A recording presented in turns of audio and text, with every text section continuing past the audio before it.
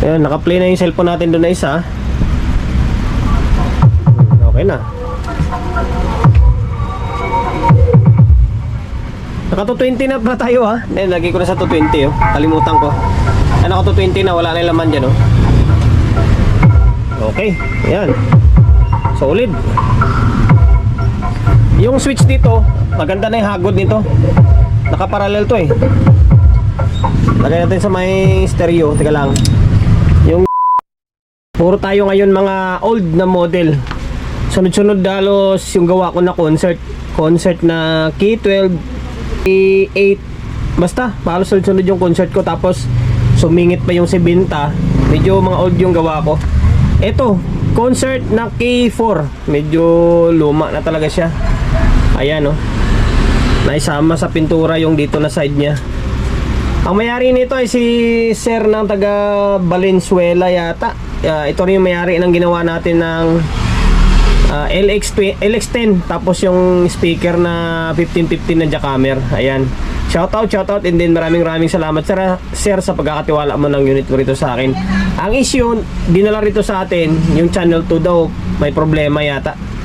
Testing ko, may tunog naman. Ang problema is control. Ayan. Bali ang mangyari, pati yung mga switch doon, pinapa-recondition sa akin. Kaya ito, kung makikita nyo yung mukha niya, inulit ko pala, concert na K4. Ayan. Medyo naiba na yung mukha niya eh. Ay kalawang na may konting amplifier. Puro na kasi kalawang nandito. Ayan. Although labas lang naman yan. Ngayon, para hindi numaba yung oras natin, dahil nahirapan akong baklasin ito dahil kinain na ng kalawang yung takip niya or yung mga pagtornilyuhan niya. Ito, ayan.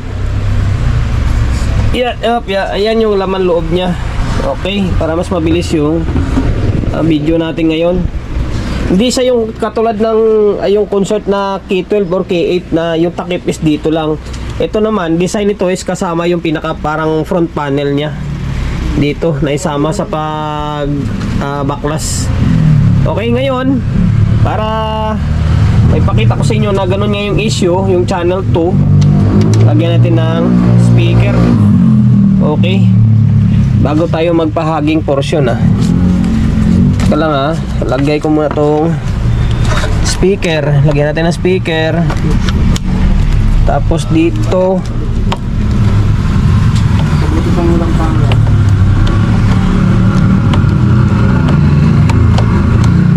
ayan, tapos yung input. Lagyan natin tong input. Ano yung kapares nya? Yung original natin na input. Ayan. Tapos ito yung plug. Dito muna tayo sa may bulb. Ayan, bulb muna tayo. Cellphone natin, naka-play na to mula kanina pa. Ngayon, pakita ko sa inyo. Ayan. Well, hindi naman siya naka-protect or other pa na issue sa indicator niya. Naka-normal mode naman. Tapos itong channel 1. Meron Tapos itong channel 2.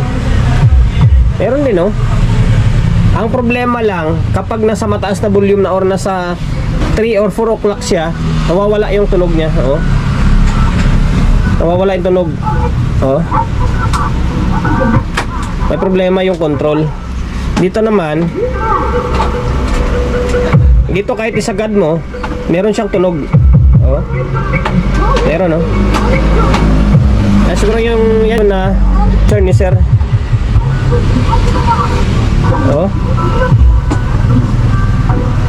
Okay.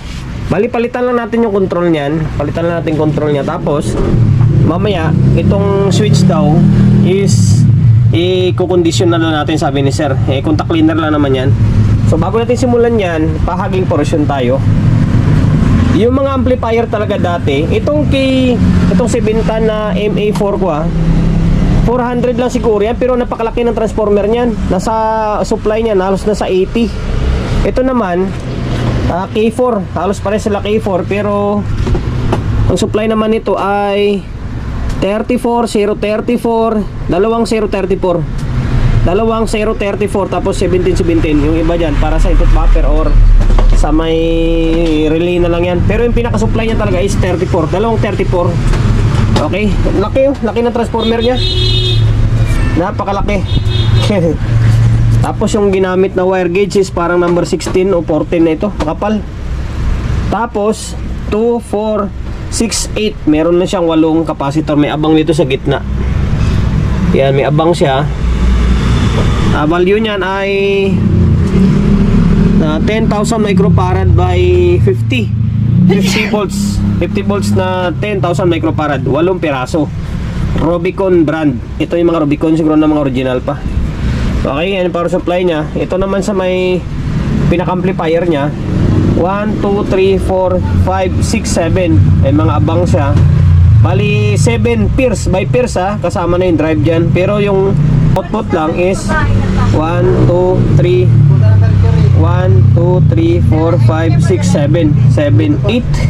Ano ba kasang sira? Ay, hindi, 1, 2, 3, 4, 5, 6 pairs pala. 5200 and then A1943. Same din dito sa mga kabilang channel. Tatanungin niya ko kung SMD or carbon. Siyempre carbon type na yan. Mga unang labas yan na unit. Siyempre automatic carbon yan. Tapos ito pa pala, isang concern is ano, yung fan is hindi na umaandar ito. Yung dito stock up na pala. Itong isa stock up na oh. Yung ito umaandar, yung ito umaandar, ito hindi. Hindi naman naka-stock up pero ayaw gumana. Tapos dito naman matigas oh. Ayan. Okay. Simulan na natin. Bali, first move na gagawin natin, palit muna tayo ng control. Kasi dito lang yung may problema, may sabit siya. Palitan muna natin yung control. Tanggal ko na yung control. Ang medyo hassle lang dito, kailangan mo pang iangat itong soft start nya. Hindi kasama yung soft start sa control. Ayan, kailangan iangat mo to para madukot mo yung control nya. Tapos napansin ko, iba na ang control ito, napalitan na ito. Kasi 50k na yung nakalagay oh. 50k na. Ang original or stock na control na value ng mga power amplifier is 5k to 10k lang. Tanggalin ko muna ito, tanggalin natin, tapos balitan ko na ng half mo na lang muna na 10k. Ito yung stock or yung dating control nya, hindi pala stock, yung pinalitan natin, napalitan na ito eh. Ito yung tinanggal natin, 50k. Ito pinalitan natin, yung original na control na pang power amp talaga. Ang problema nito is half moon. Gawa na lang din paraan dito sa may knob nya. Yan, 10k siya oh. 10,000. Yan, 10,000, 10k. Bagong bago yan, half moon lang. So ngayon, babalik ko muna ito dito sa may butas. Tapos gawan ko ng paraan to, yung knob nya. Binalik ko na yung control. Tapos yung knob, yan naswak ko. Parang half moon din dati ito na pinilit lang nila sa may full moon eh. Nilagyan ko na ng contact cleaner. Yung contact cleaner ko, nilagay ko sa dito.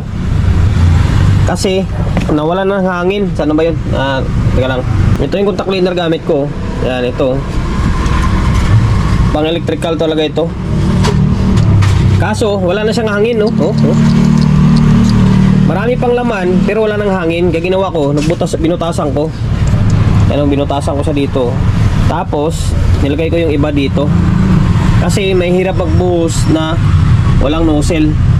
Ito kasi may nozzle to dito. Kaya mabilis magpatak dito sa loob. Ayan. Langis, pero contact cleaner naman yan. Tapos, ginalagalaw na natin yung switch.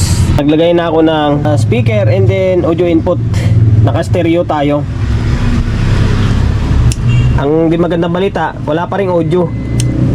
Kung kanina may audio, tapos yung channel 2 nagkuan lang, sumasabit lang yung control. Ngayon natuluyan, wala na siyang audio. Nako, wala na. Oh, naka-play yung cellphone natin ha. Oh, nakatodo ito. Dalawang channel pa, nawala na ng audio. Pambihira na yan. Nawalan. Control lang yung problema eh. Check ko muna tong input buffer kung bakit nagkaganon. Problema is yung mga switch lang talaga. Doon na, naging balik na sa normal. Ang problema, may problema pa rin. Ang gulo no. Ngayon pakita ko muna yung natumutunog na siya. Doon na, ginalaw-galaw na natin mga switch. contact switch niya is may problema talaga. Ito, normal. May signal na siya, signal, channel 2. Yan, may signal. Normal. Ang problema sa speak on, ayaw. Kanina nung kinabit ko sa unang patugtog natin, speak on yun, may tunog. Ngayon, ayaw naman siya. Nung nirekta ko siya dito sa may binding post, nagkaroon. Ha? Sige. Dahil siguro sa kalumaan na rin nito, and then matagal na siguro na stock, kaya nagkaganito to. Yung mga terminal, mga switch ay nagkaganda loko-loko. Tumutunog siya kapag dito sa may binding post. Normal siya, normal. Ngayon, na-discarte dyan sa may binding post siguro, ay sa may dito sa may speak on. Try lang natin ulit banatan ng contact cleaner ulit kung magiging normal siya. Kailangan mapatino natin bago natin maibigay ito kay sir. Although wala namang problema na rito. Okay, namatunog na siya dito sa may bending post. Try kong buhayin yung speak on naman ulit. Pambihira. Contact cleaner ulit. Ito na naman ulit to. Yan, contact cleaner dito sa may switch. Pati sa may socket. Kaya tingnan nyo. Binalik ko na ulit sa may binalik ulit sa may binding po, sa may sa may speak on na. Ayun, basang-basa pa oh. Diyan basa-basa pa. Yan kaya siguro, yan pa siguro yung concern ni sir na minsan ay ano, basang-basa pa siya oh. Parang nawawala-wala yung tunog. Kasi madalang na yung gamitin ni sir to eh. Kaya nagaganda stock yung unit niya. Okay, try natin ulit ha. Para matapos na yung vlog natin. Ayan, naka-play na yung cellphone natin doon na isa. Okay na. Naka 220 na ba tayo ha? Then, lagi ko na sa 220 oh. Kalimutan ko. Naka 220 na, wala na yung laman dyan oh. Okay, ayan. Solid. Yung switch dito, maganda na yung hagod nito. Naka-parallel to eh. Lagay natin sa may stereo. Teka lang. Yung gitna nito stereo eh. Yung taas niya parallel, yung ilalim bridge stereo natin. Okay. Yan. Na stereo na yan ha. Ayan oh. Working na siya oh. Okay.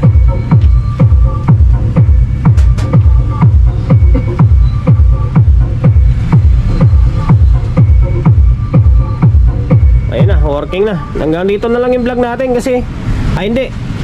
Sige, okay lang. Pagkatapos na lang ng vlog ko nito, itong isang fan, ikuha ko to. Kasi stock up na rin, no? Hindi dito.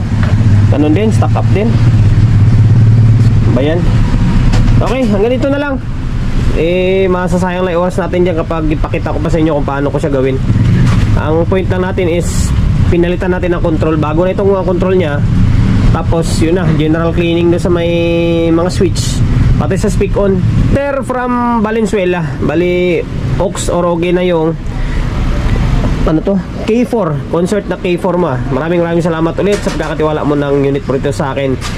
And then naway naway nakapagbigay tayo ng ideya. Kung nakapagbigay ideya tayo sa mga kapwa natin technician na medyo bago-baguhan lang ha. Mga bago-baguhan lang akin, yung mga veterano or mga master dyan eh. Basic na lang sa kanila ito. Kung paano magpalit ng control ng itong klaseng amplifier, yung K4. Tapos, yung switch nga, kung palyado yung mga switch is, yun o, contact cleaner naman ginagamit ko eh. Ayan, promotion, bago tayo magtapos, syempre, shop natin. Solid G Electronics Repair Shop, along sa Uyo, Quezon City. Number 61, Don Julio Gregorio Street, sa Uyo Road, sa Uyo, Quezon City. Social media pages natin, so kung hindi pa nakapag-follow, paki-follow, and then syempre paki-share ng video natin sa my Facebook, YouTube channel. So kung hindi pa nakapag-subscribe, paki-subscribe, like, share, and then syempre paki-hit na bell button sa gilid para updated ka sa mga susunod na video na i-upload ko. Ingat, God bless, and then peace atin lahat.